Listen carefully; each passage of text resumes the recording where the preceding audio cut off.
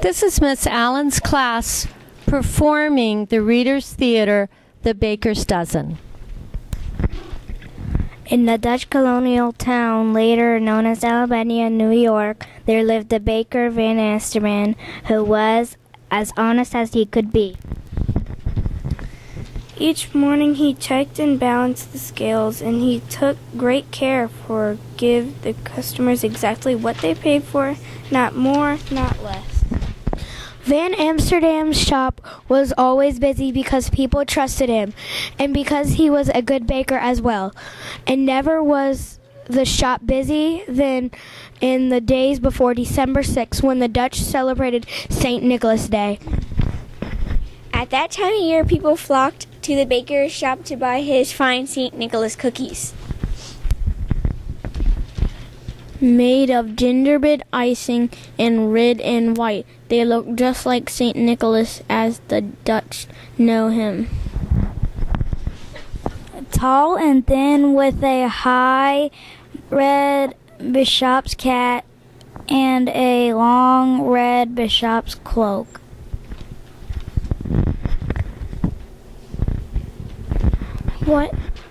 One St. Nicholas.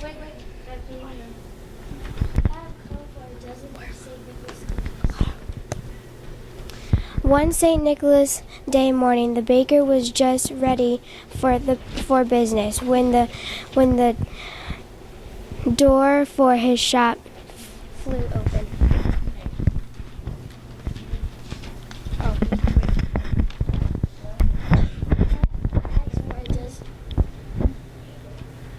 I asked for a dozen. For a dozen, you have given me only 12. Madame, everyone knows that a dozen is 12. But I say a dozen is 13. Give me one more.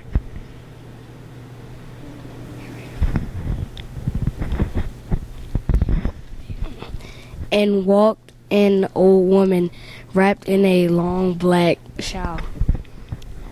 Just read that.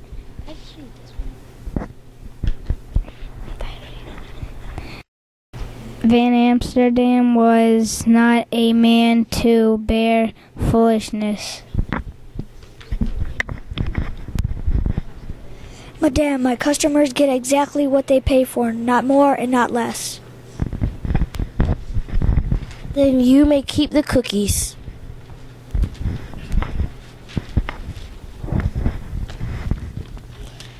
She turned to go, but stopped at the door.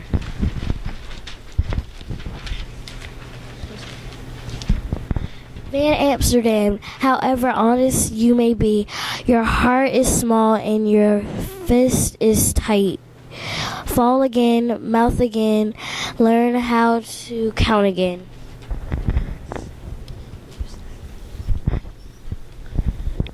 Then she was gone. From that day, everything went wrong in Van Amsterdam's bakery.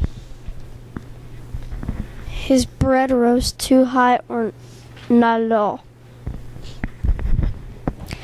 His cookies were burnt or doughy. His customers soon noticed too the difference. Before long, most of them were going to others' bakeries.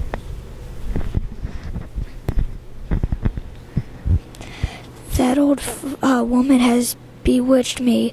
Is this how my honesty is rewarded?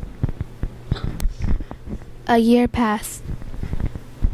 The baker grew poorer and poorer. Since he sold no little, he baked little, and his shelves were nearly bare. His last few customers slipped away.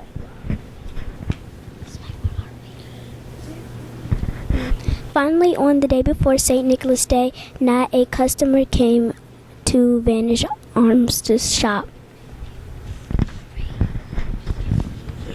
At day's end, the baker sat alone, staring at his unsold St. Nicholas cookies. I wish St. Nicholas could help me now. Then he closed his shop and went sadly to bed.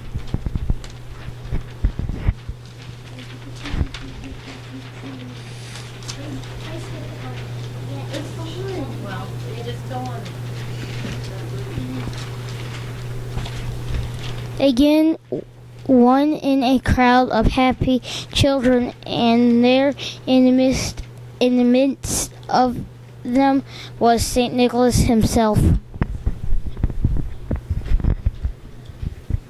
The Bible shop's white horse stood beside him, its baskets filled with gifts. St. Nicholas pulled out one gift after another and handed it to them to the.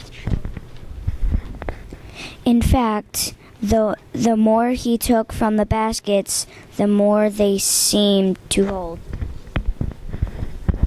Then Nicholas handed a gift to Van Amsterdam. It was one of the baker's own St. Nicholas cookies. Van Amsterdam looked up to thank him, but it was no longer St. Nicholas standing there.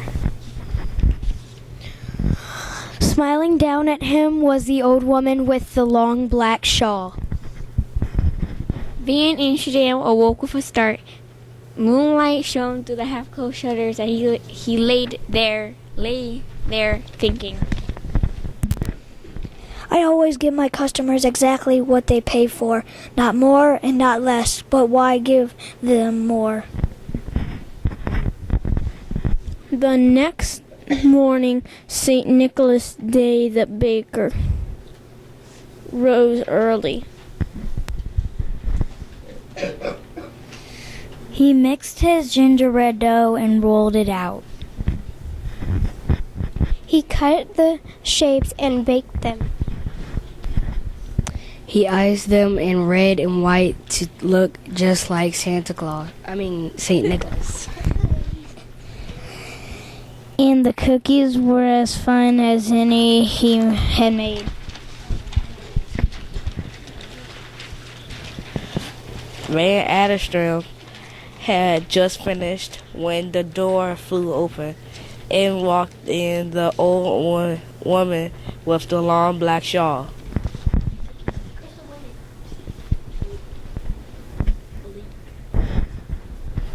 I've come for a dozen of your St. Nicholas cookies.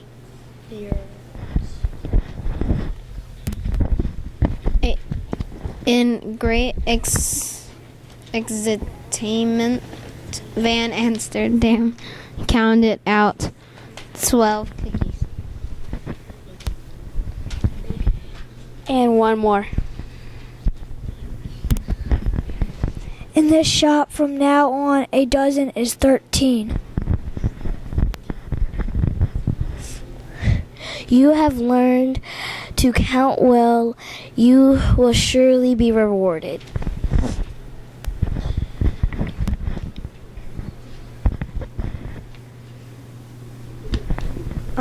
She paid for the cookies and started out, but as the door swung shut, the baker's eyes seemed to play a trick on him.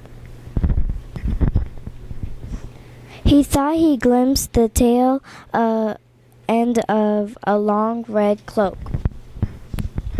As the old woman foretaught, Van Amsterdam was forward when people heard he counted 13 as a dozen. He had more customers than. In fact, Van Amsterdam grew so wealthy that the other bakers in town began doing the same. From there, the practice spread to other towns and at last through all the American colonies. And this, they say, is how 13 became the baker's dozen. A custom common for over a country